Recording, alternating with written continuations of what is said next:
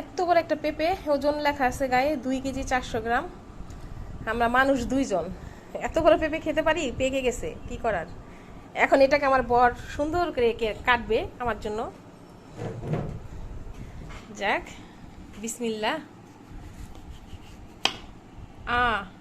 পাকে নাই তো, এইভাবে তাহলে রেখে দিতেইব। একটু লবণ লাগাই রাখলে নাকি তাড়াতাড়ি পেকে যায়। কাটবা, খাওয়া যাবো না কিন্তু। আজকাল পেঁপের মধ্যে ভেজাল, উপরটা ফিটফাট, ভিতরে সদরঘাট। ভিতরে পাকছে, ওয়াও, ভিতরে পাইকা গইলে গেছে গা।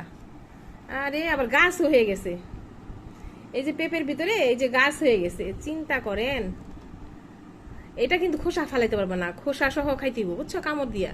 ছোটবেলায় যেভাবে খাইতাম, এই যে গইলে গেছে, তুমি ছিলতে পারবা না তো, ওই যে ওইভাবেই দাও কেটে। হ্যাঁ উঠাও, লতা পাতা উঠাও সুন্দর করে।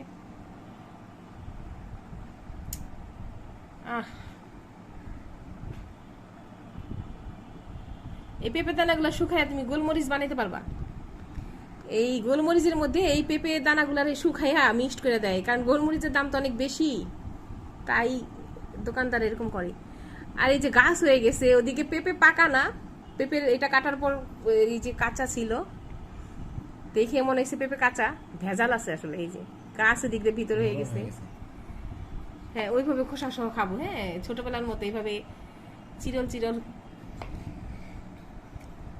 টানা। দেখছো কি নরম হয়ে গেছে গা, আসলে পেঁপেটা মানে আচার খাইছে, বুঝছো, থেতো ব্যথা হয়েছে।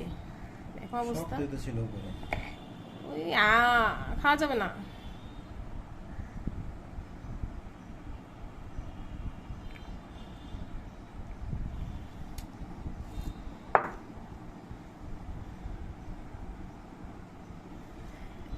থাক, এইভাবে কাটার দরকার নাই।